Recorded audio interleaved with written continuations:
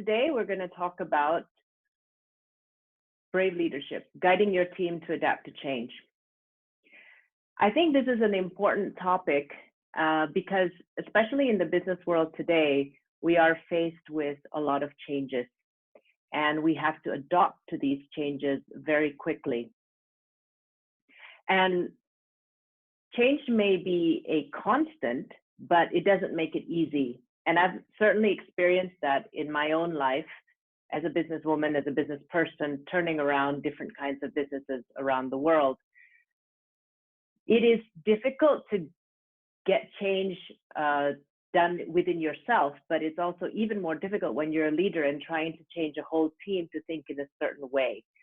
So what I aim to help you today is to equip you with an understanding of fear of change and the resistance that people have towards change.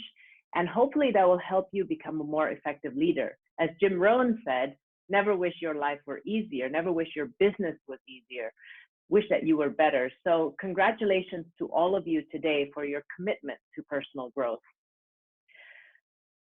The reason I think change is so difficult because certainty is safe. And it fulfills a basic human need, as Tony Robbins highlights in his 6 human needs. There's a basic human need of safety, of certainty, of knowing what's going to happen next. And that's been programmed with us through the years, even with when our ancestors were living in this earth. And change in many ways means stepping out into uncertainty.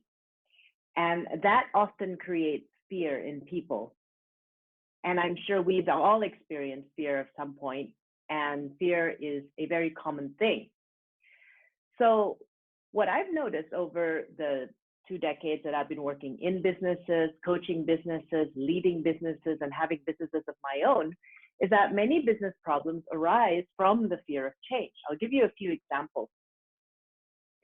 Declining profits is a very common business issue, especially with the huge market changes that's happening very quickly compared to, back then in the 80s and 90s. These days, people, businesses, economies change very quickly. And this may arise from a few types of fears. For instance, the fear of increasing price. That was a really big thing in many, many businesses. And even yearly increases in price often get a lot of resistance from the team. But if you don't do that, then obviously your profit starts to decline. Another fear that causes decline in profits, changing product lines, changing market segments, changing customer policies. I remember even implementing the policy that we cannot deliver a product that has been ordered past 2 p.m. We cannot deliver this the next day because that would cause a lot of extra operational costs on our delivery team. Even those kinds of changes were resisted by the sales team. But if we don't do that, you can imagine that businesses who don't dare to change will face declining profits. Loss of market share, a very common business problem. And many of it is caused by the fear of changing into new technology, the fear of losing an old market. So the loss of talent is another good one. Fear of firing people actually demoralizes good talent. And that causes people to resist the changes. Good talent are no longer attracted to your company if you have a lot of bad talent in there. Yeah, the loss of career advancement and opportunities. A lot of people fear change because they don't want to take on new responsibilities. A lot of the executives that I coach, they actually are afraid of bigger and bigger roles, bigger responsibilities, and they instead sacrifice the opportunity to get ahead in their career because of that fear of change. And there are many other challenges here that you can insert, and we can discuss it together if we have time for question and answer, or you can email me personally. But I just want to give you an idea that change is everywhere. It's always happening, and it is causing a lot of business problems. So my objective today is to sharpen your leadership by helping you to understand the fear of change and how to overcome it. Essentially, my job is to get you to move from the fear zone into the brave zone. And as you can imagine, the fear zone keeps you frozen, keeps you in status quo. And I'm not saying you have to change every day and in every way, but many of you know that what you're facing now does require some change within yourself or within your team. And you know that if you can get over that fear of change, you've got a bigger bowl of opportunities in the brave zone. So I want you to enjoy that. So my promise to you today is I will be an educator, not a motivator.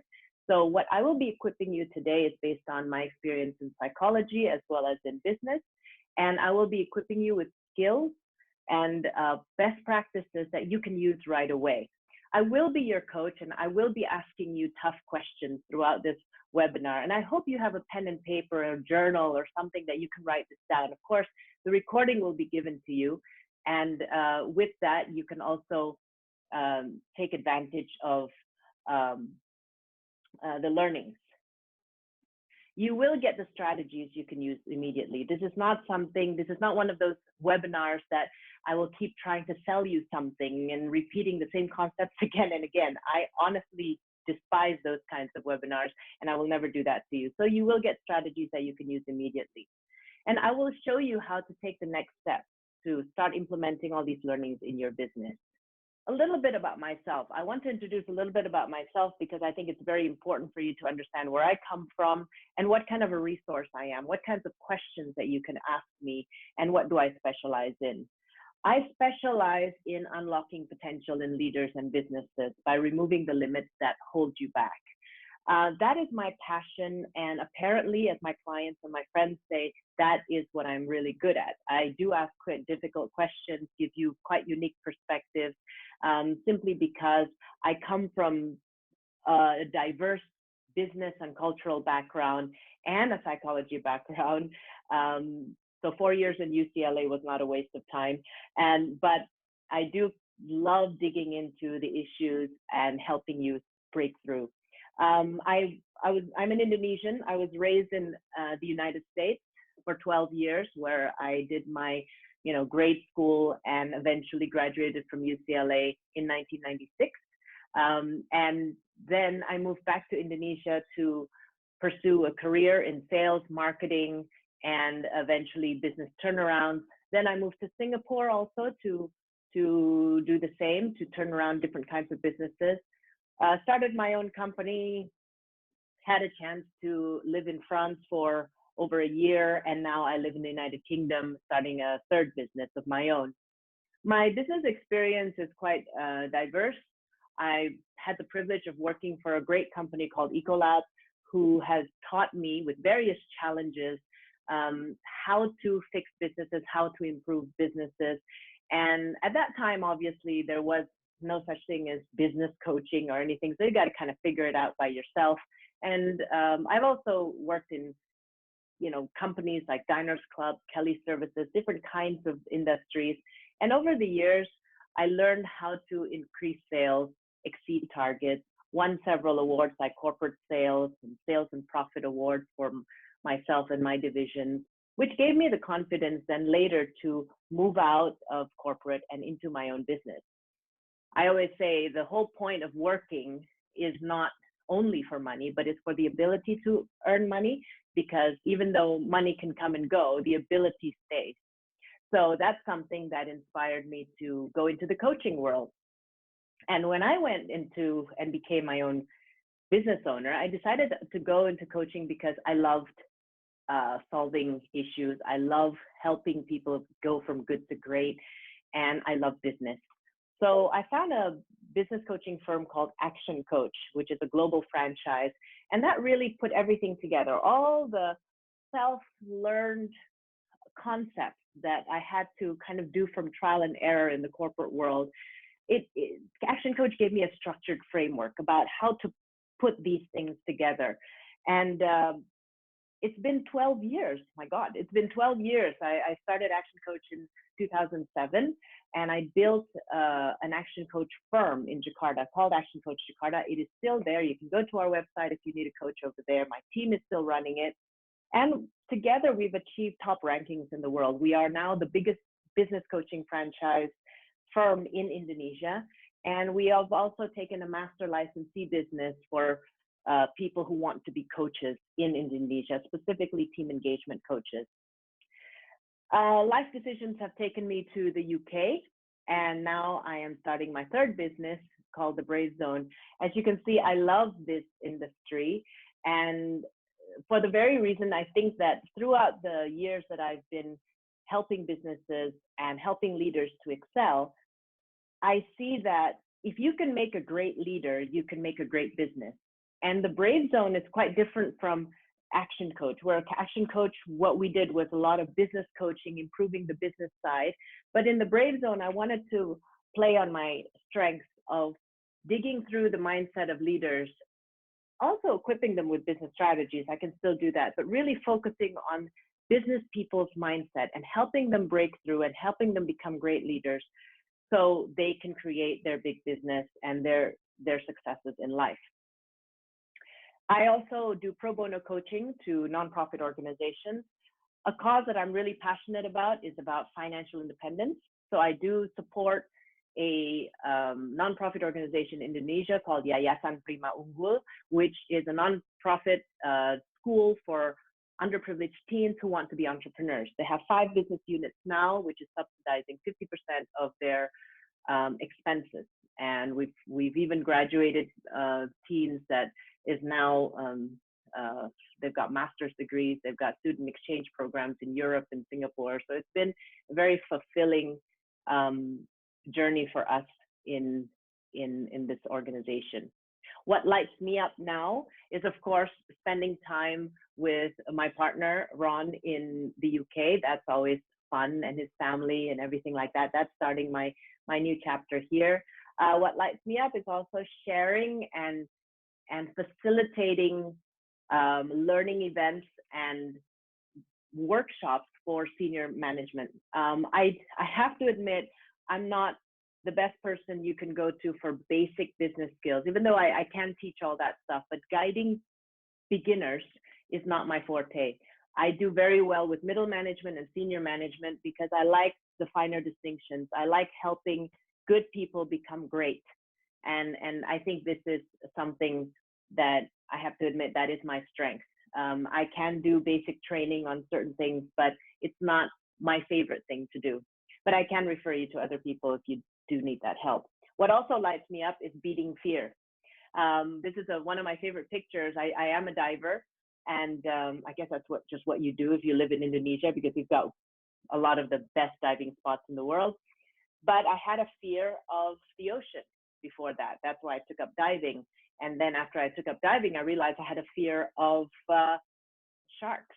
So that's why I decided to go on a shark feeding diving trip in the Bahamas. And that was really rewarding as well, because it helped me prove to myself that I can beat my fear. So being brave has always been in my genes, has always been in my blood. And that's why I think it lights me up to help you do the same. So let's get back on track. What will we cover today? We will cover a few things. First, we will talk about fear. What are the types of fears that help you? What are the types of fears that harm you, stop you from being the best you can be? Number 2, how do you know that fear is driving you? Because sometimes these things happen on an unconscious basis. Then number 3, we're going to talk about the brave transformation process. How do you move from the fear zone to the brave zone? And then what are the steps you can take? What is the way you can dig through and help your people through change? And you can also use it for yourself. And then we'll end with 5 tips and best practices that I've used to reduce resistance to change. Okay, so we'll get started. And again, I just want to remind you, I will not be checking the chat section during this webinar. If you do have questions, send it to my email. If we have time later, we can go through question and answer. I'd love to hear from you. But if not, what I will do is those questions that you sent me over email, I will compile it. So I'll give you until Monday to kind of send me emails and everything like that. And then what I'll do is I'll do a follow-up email for all the registrants on this webinar, and I will answer those questions on that email. So even if you haven't had a question, but you can also learn from other people. So I think that's the value I can add to you. because I do love adding value and educating people. So let's talk about fear. Fear's purpose. Fear is like an ancient thing. We've had fear. It's part of our nature as human beings, animals, yeah. And fear's purpose is to keep us safe. It is it originates from the limbic brain, which is our feeling brain, our emotion brain. And when there's something that our brain detects as unsafe, it generates this fear, this feeling called fear, which then generates hormones that help us react to that danger and do something about it. It could be fight or flight. It could be avoidance or attack. Okay, and most basic animals only have a brain that goes up to the limbic brain, reptilian and limbic. That's it. But fortunately, we're not basic animals, and this is what I want to introduce to you is our neocortex, is our rational and thinking brain, is the ability to control the basic brain that we have. And in this workshop or in this webinar, you will see how you can be more self-aware and how you can be more mindful so that you can override fear or choose to override fear. So let's get a few things straight. Being fearless is not being brave. It's not the same thing, you know, just because let's go to the brave zone and everything. It's not about getting rid of fear. It's about using it properly, right? So fearless. I mean, we've got some stories here happening in the UK.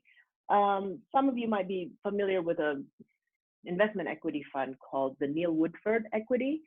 And Neil Woodford is one of those people who was absolutely amazing. He had 25 years of record-breaking, market-beating returns on the investment funds that he managed. He was a fund manager at an investment company.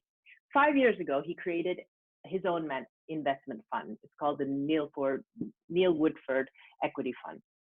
And because of his track record, people were throwing money at his funds. Like, you know, you do whatever you want with my money because we trust you.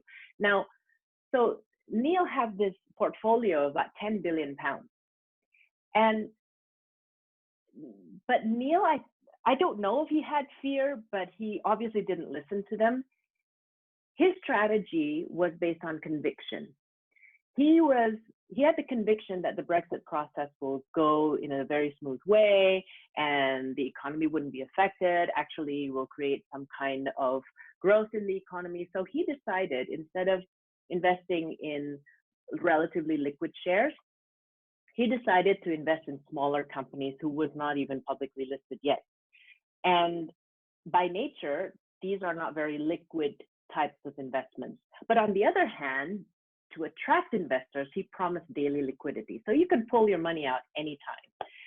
So obviously the Brexit process is not going well, is not going as planned. It has been delayed almost a year, well, about 9 months.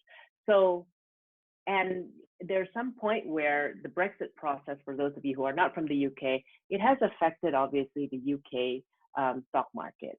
And that created a lot of panic in the hearts of his investors, and they started pulling out. The exodus of their money was a big problem. You know, you went from 10 billion pounds, and now when at the point where this fund was suspended, it was only 3.7 billion. So he had to return all that money because of his promise. And finally now the fund is suspended because Neil needed more time to return the money.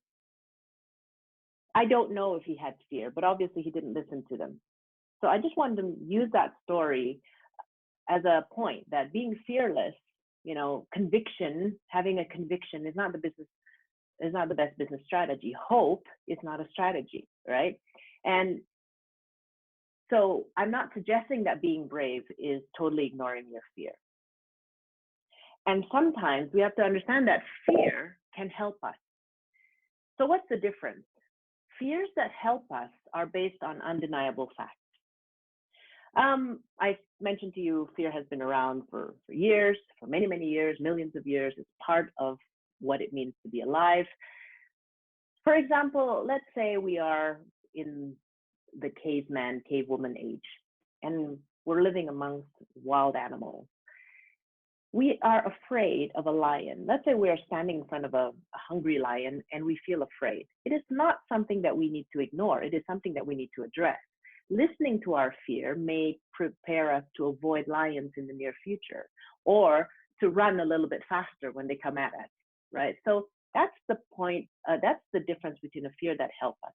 But it is based on an undeniable fact. A hungry lion will eat you. You cannot argue that. There's maybe one or two instances when a hungry lion doesn't eat you. Don't know, maybe you didn't take a shower that day, but most of the time it is a law of nature that hungry beasts will eat something that resembles meat. So that is an undeniable fact. But if you're looking at the fear that stops you, here's some of the characteristics. Fears that stop you are based on false expectations appearing real. And if you see that highlighted orange letters, they spell out fear. So fears that stop you are based on assumptions. Now, understanding what is a fact and understanding what is an assumption takes a lot of self-awareness and mindfulness, because if you're in fear, some assumptions may actually look very, very real. And this is why sometimes it's helpful to have an external person to help you look at things from an external point of view, give you a different perspective. But you can learn from them. You can question them. If this is causing you fear, what is it about you that needs to grow so that it is no longer fearful for you? For instance, being afraid of the ocean was really big for me. I had a snorkeling accident that I found myself in the deep blue sea. I panicked, I swallowed water, and I was afraid of the deep blue sea. But I had all these mindset that, if I enter the ocean again, I will get eaten by sharks, and it's crazy. It's definitely false expectations. But I was very afraid each time I was close to an ocean. But I questioned them, and I realized that what I needed to do was I needed to learn about the ocean. So I took diving courses. I learned how to breathe. I learned how to use the equipment. And I realized that fear was actually trying to teach me something. It was one more thing that I needed to overcome. So again, it's also about questioning and learning from them. So let's continue our discussion and talk about, how do you know if fear is driving your decisions? Now you know all about fear. Well, there are three things, there are three signs in your business or in your boardroom that can help you determine whether or not fear is leading you. Number one, are you playing defense mode? Are your strategic decisions based on the defensive question? For instance, I'll give you an example. Kodak, as we know, is no longer in business. They actually were the first to invent the digital camera. They're a very innovative company, but their fear of losing the film business created them to have a defensive question. They started asking questions in the boardroom like, well, how do we not lose the film business? Aha, the answer is, don't launch our digital camera. Let's wait and continue to milk the film business because it's such a great business. They were afraid of losing good things, the good past, the good business. They were afraid of moving on. Well, Canon and Sony had a different question. They were playing offense. They were playing how to win, not to lose, right? So they asked themselves, well, what business are we in? And the answer was no longer we're in the camera and film business. The answer was we're in the storytelling business. So Kodak's question was a defense question. How do we save this? How do we save our film business? How can we play not to lose instead of how can we play to win? So if you're finding yourself in the boardroom asking strategic questions to protect something, it could be protecting an old way of doing business. It could be protecting a great product that is still going strong. Yeah, but that is probably an indication that fear is driving your business decision.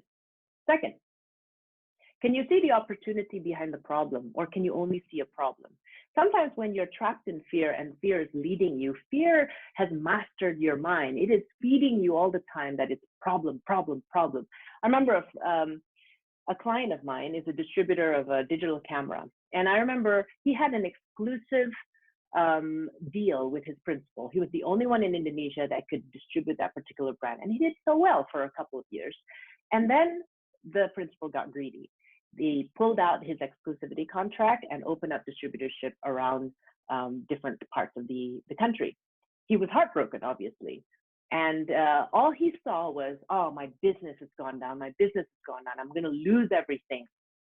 So, of course, as a coach, my job is to help him see different angles. So I said, you know, what business are you in? And he said, well, I'm in the digital camera business. And I said, no, you're a distributor. You're in the business of building trust.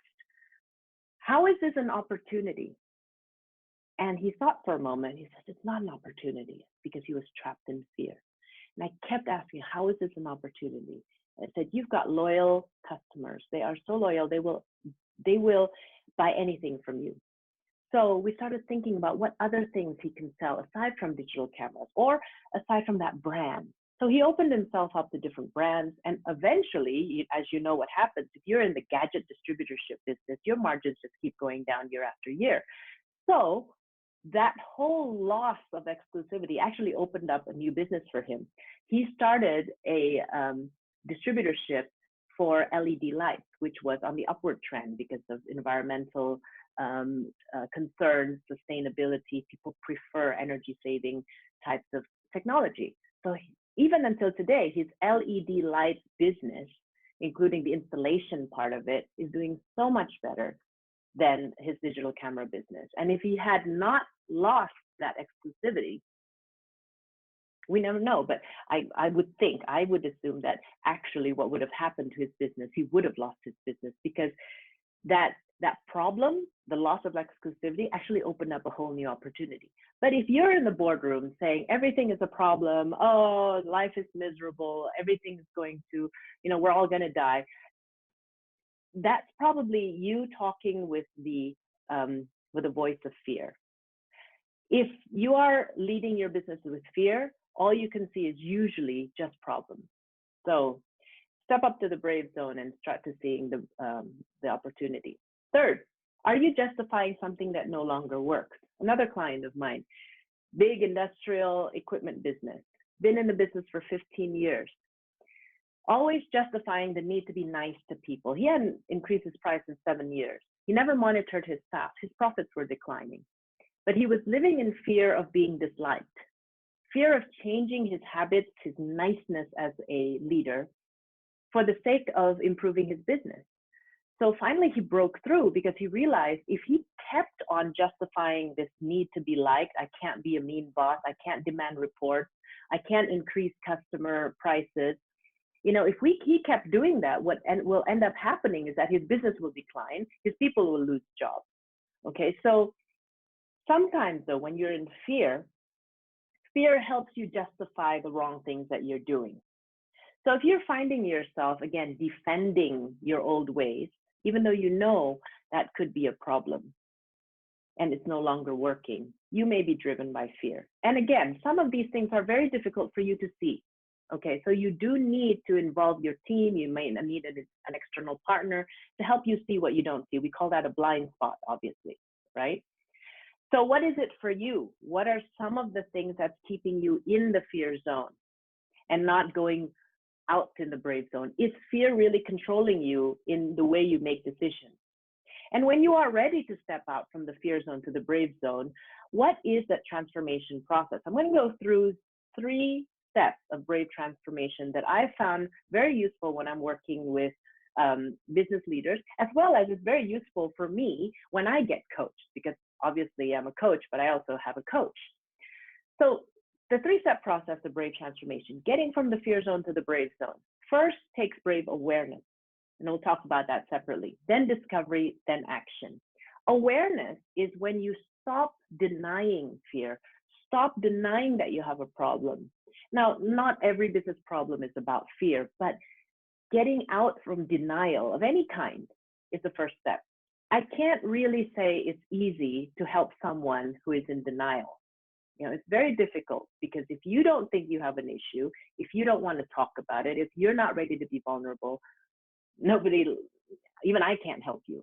But usually people who've come to me and saying, oh, I need to be coached or I need to change, they've gone through this brave awareness by themselves. It's waking up to your fears and discovering that, oh my gosh, I'm really in the fear zone. The second step is brave discovery. It's digging to the root cause and finding the solutions that matter. Another way fear traps you is giving you these delusions. Sometimes when you're not careful and you're not digging deep into this brave discovery, fear says, you know, the answer is actually here. Why don't you just work on this solution? And it's actually not the real solution, but it keeps you busy, makes you feel happy that at least you're doing something about it. Like my client who was having a stagnant, declining business because he was too nice to everybody. His fear was telling him, oh, you know what, just get coaching on marketing. At least you're doing something. But it wasn't about marketing. It was about the way he managed his cash flow, the management decisions he made, the reports he didn't have. It wasn't about marketing. But if you're not digging, or if you're talking to someone who is not experienced in business, who cannot see the root cause of the issues, you might think that you're working on solutions. But my question is, do these solutions really matter? Is this the key solution that you really need? Is this the root cause? So that's about brave discovery. It is a lengthy process, but you just have to go through it.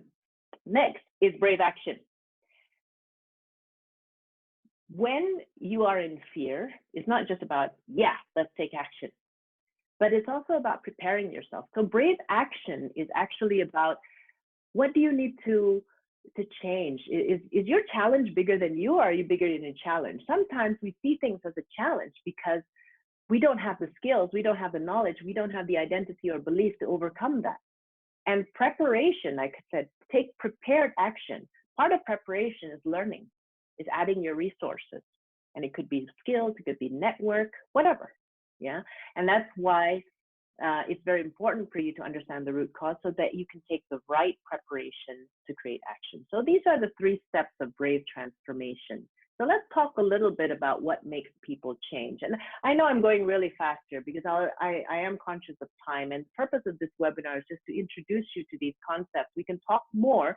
My guess is I can talk a lot in these kinds of things, but what's really crucial is for you to have an understanding about the key points, and then let's have a conversation if you are committed to that change, if you are committed to making a difference and improving your leadership, because a lot of your issues will need a customized approach anyway. So here in this webinar, my job is to go through certain key points so that at least you get the gist of it and at least you are aware of what to look for. What makes people change? People change because of a few reasons. They can change to avoid pain. I remember when my father had his first heart attack in 1988, I was only a teenager at the time. And he wasn't someone that could get himself up and exercise. That wasn't his nature. But he was definitely someone who became an exercise freak after he spent 14 days in a hospital. He started his exercise regime because he was afraid to get ill again. It was to avoid pain. So the question, if you want to change, or if you want your team to change, is get them to think about, what can you stand to lose if you don't change? For my dad, it was his health, it was his life. So people change to avoid pain. Another reason why people change is to gain pleasure. What can you stand to gain if you do change? And this gain for my father, I believe, because we were all still teenagers, I believe one of his key reasons to keep exercising, and my mom joined in to help him, was also because he wanted to live long enough to see us all grow up, get married, have babies, whatever it is, you know. So people change to avoid pain or to gain pleasure. And again, if you're working with your team on this or with yourself, what can you stand to gain if you do change? This is a question that we all need to discuss together. It's the why, isn't it? But sometimes people still don't change. They want to avoid pain, they want to get pleasure, but it's the first step that's so hard. You know, imagine if, yeah, everybody knows that exercise is good for you, but hardly any of us is exercising every day. Well, why?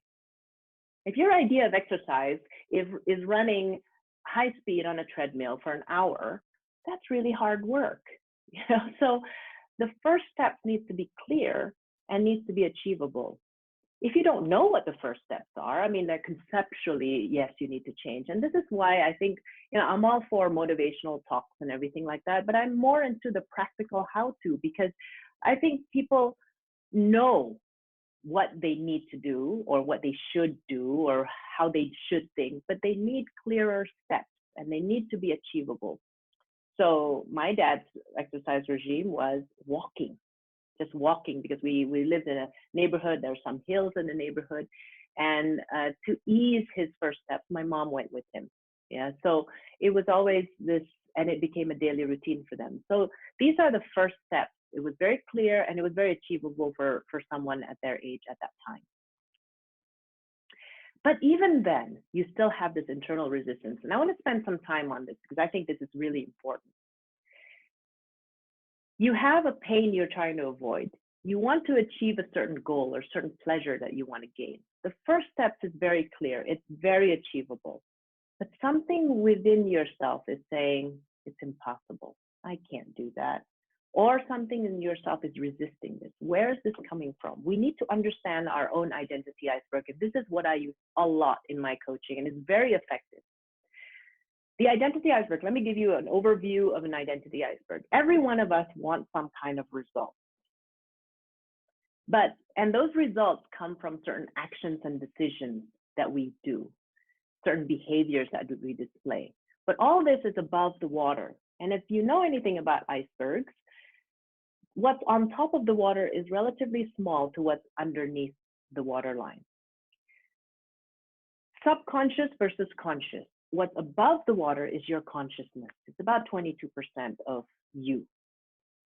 What really controls you and how you behave is your subconscious mind. That's the rest of the equation. That's almost the 80% of you. And basically, it's composed of several things. It's most of the things you cannot see, like your skills. I don't know by looking at you. I don't know if you can play the piano. I don't know what your skills are. I don't know if you're a business person just by looking at you. It's not something that's visible.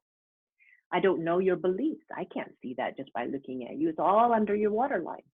Your values. I don't know what's important to you. Your identity. I don't know how you look at yourself. And just by looking at you, I don't know who you hang out with, what you surround yourself with. So this identity iceberg is quite important because many corporations, many leaders want to change what's above the line, the water line, which is the behavior. I want my executive to be more this, more that, or the result. Oh, I want to achieve more this, more that. Can you coach them? Yeah, sure.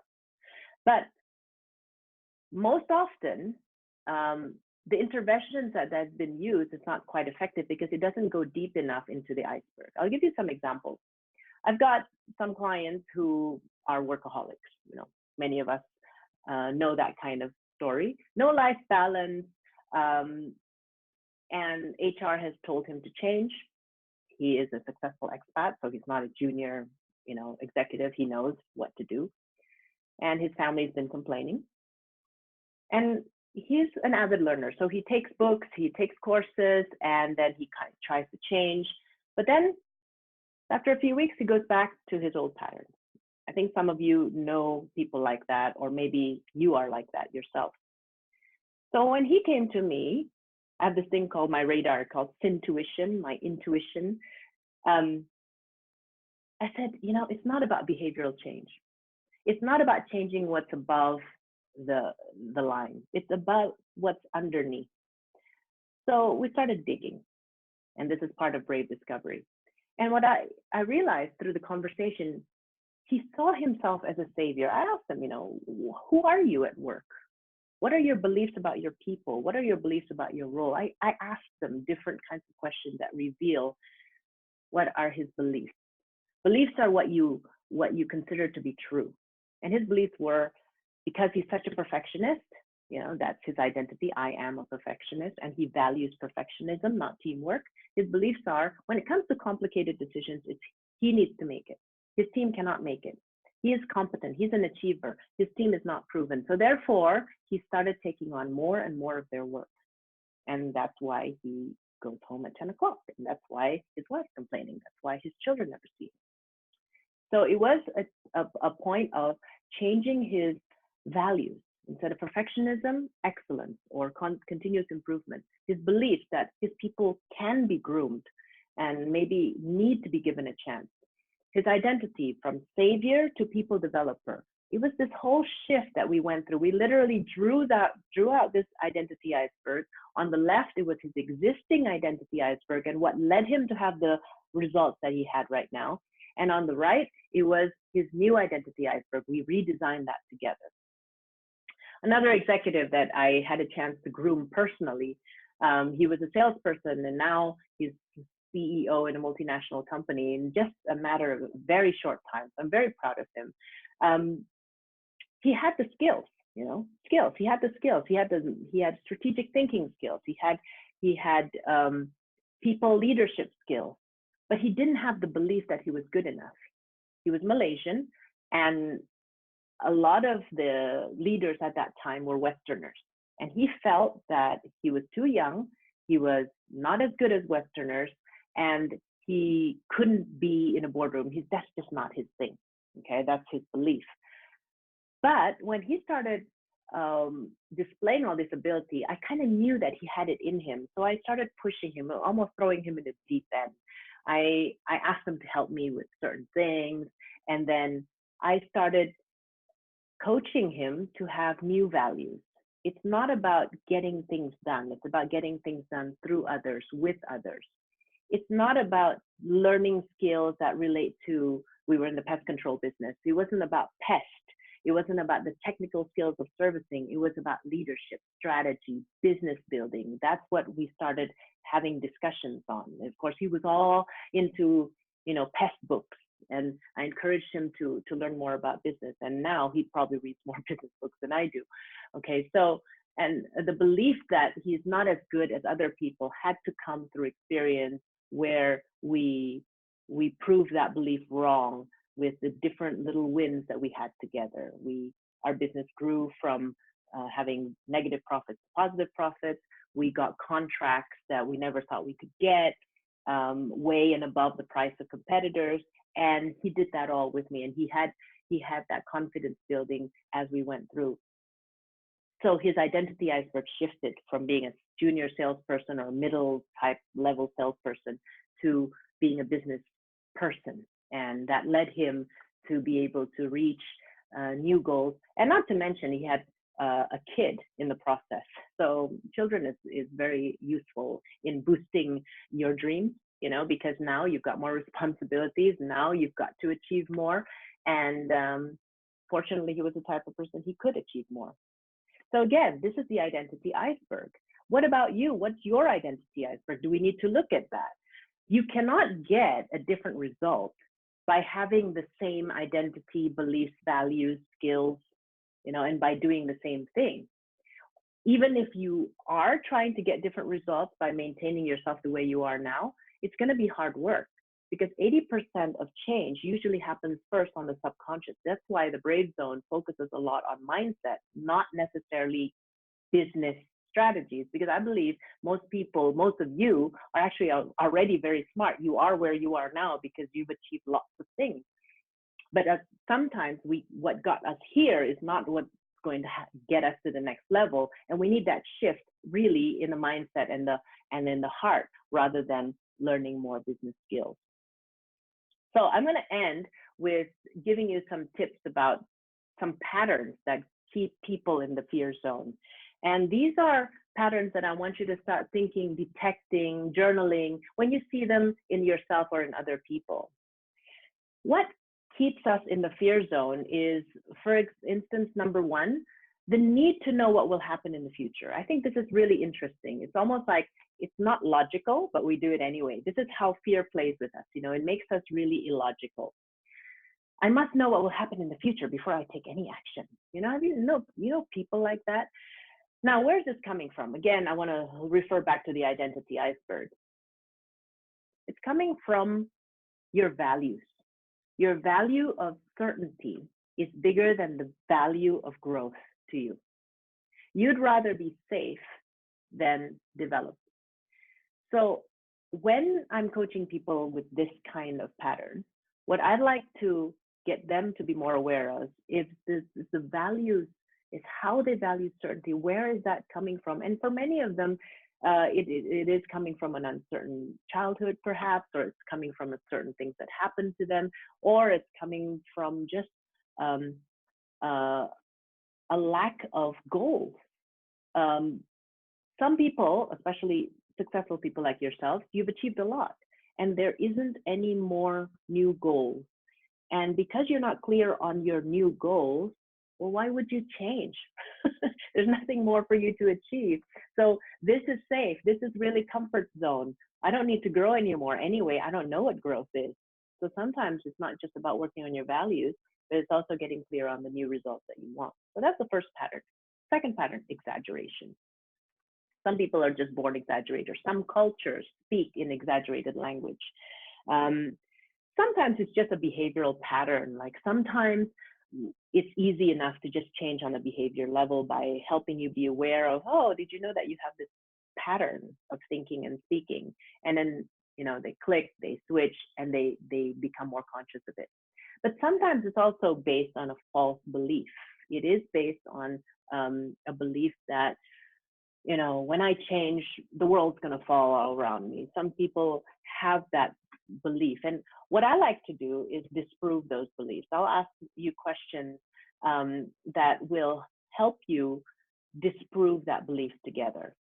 For instance, if I change, I'll fail and it'll be miserable and blah, blah, blah. And then I'll challenge all that belief. And what you'll find is actually, you'll realize that's all just an exaggeration. But number two is exaggeration. That's a very big pattern. You can imagine if you think change is going to bring your whole world down, of course you're going to resist it.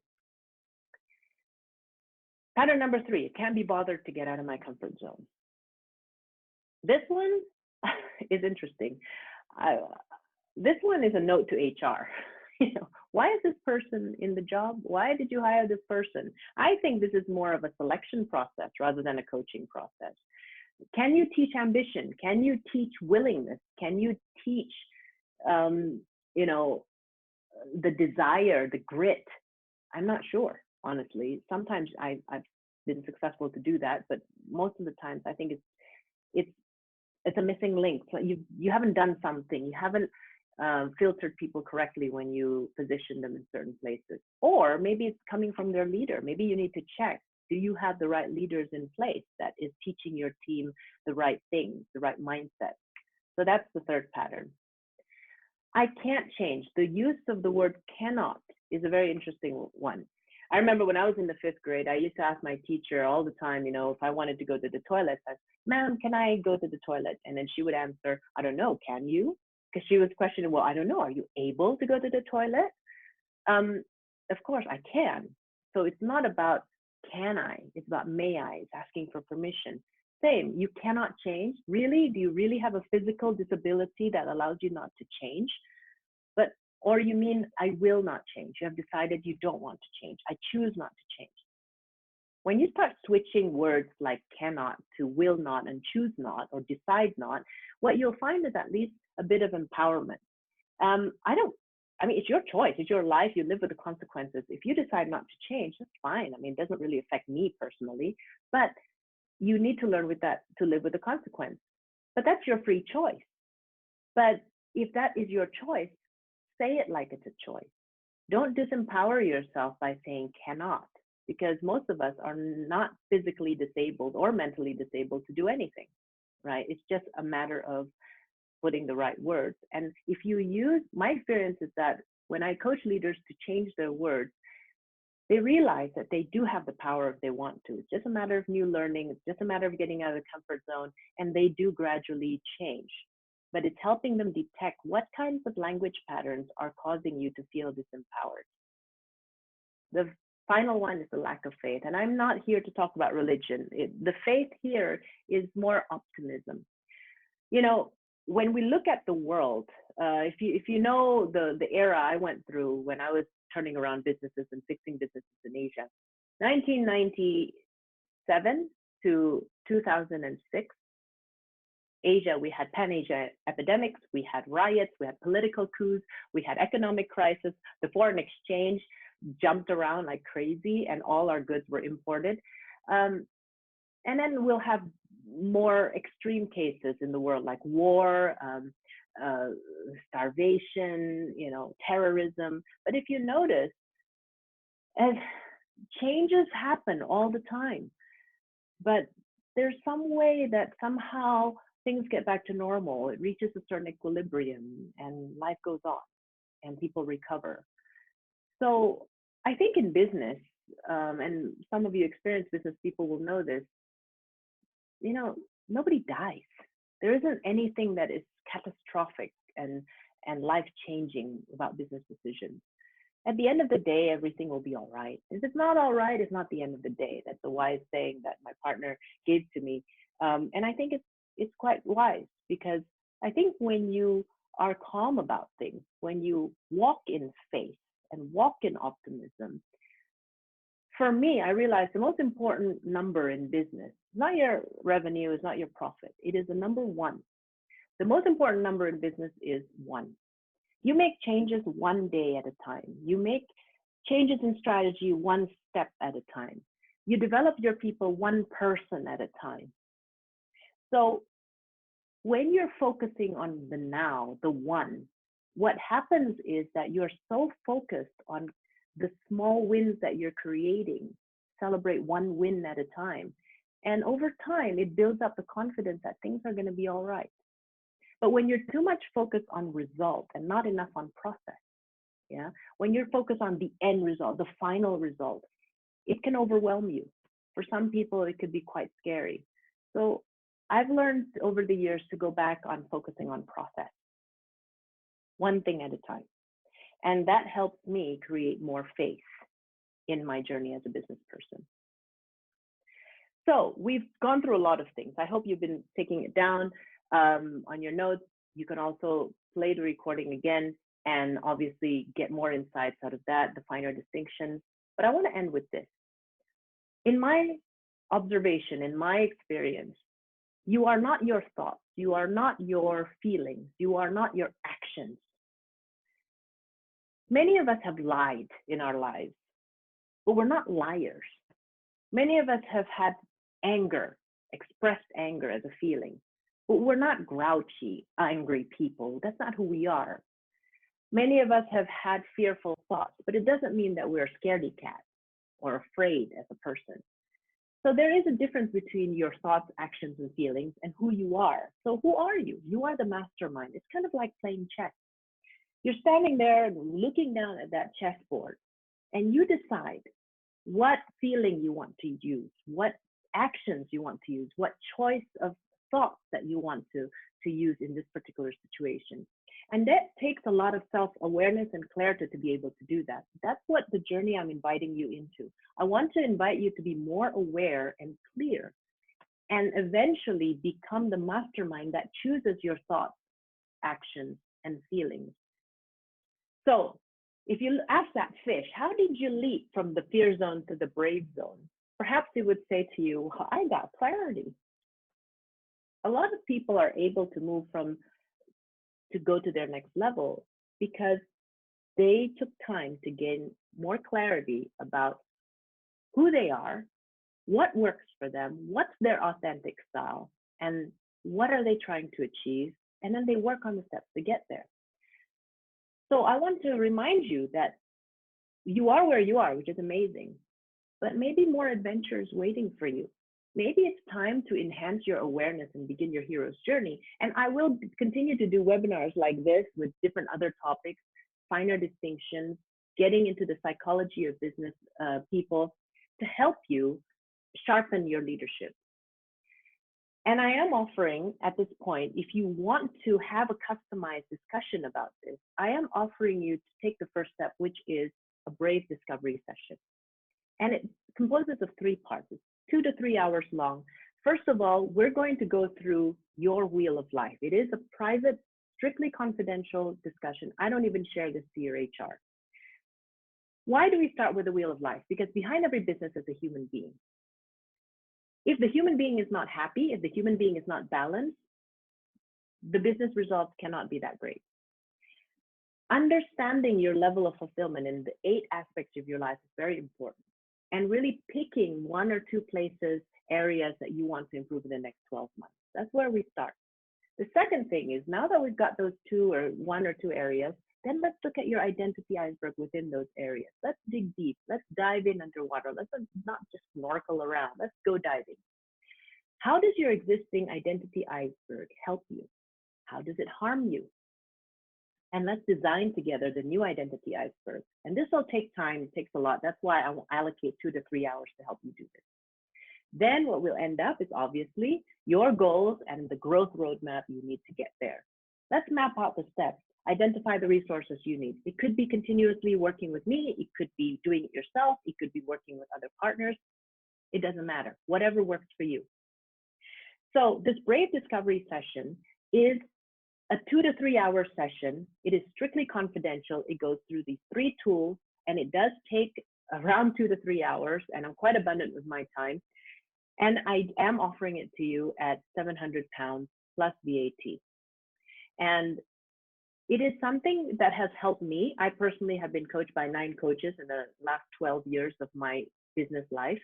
And I want to give this to you. Now, I do have a special offer. For the first 3 people that email me, you do get it at £500. So I do encourage you, if you want more than just learning, if you want this webinar to come to life to you, please take the time to first go through this recording again. Take notes on the questions, take notes on the concepts, and start observing them in your daily life and observing them within yourself. I do recommend journaling. The reason that I recommend journaling is because journaling helps you put your thoughts in writing. You know, we've got millions of thoughts running through our heads all the time. And it's easier to see the growth of your thoughts, see how you've shifted and how you've transformed if you write them down. And if you are, some of you are really ready for change, or if you are ready to go on this Brave Discovery journey, please do contact me. This special offer, 3 people, that's not a lot of spaces. And I do want you to take advantage of that. And this is the funnest part of what I do. I think it's very rewarding to see people transform just within a couple of hours. Clarity is probably the biggest gift I can give you. And sometimes for me, in my personal experience also, and this is why I have a coach, for me, getting clarity on who I am, figuring out my own blind spot is really difficult. Okay, so it's better for me to get somebody else to sit down with me to help me through this. So let's start that conversation.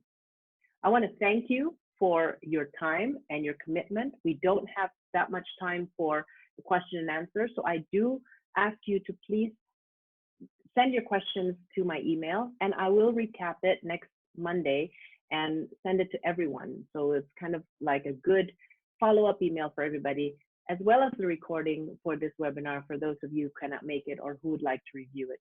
Feel free to share my recordings to your business partners, to other leaders in your organization, or to your subordinates. I'm very happy to have private conversations. You can always email me and we'll set up a time. So thank you again, and I wish you a great journey and all the success in your business.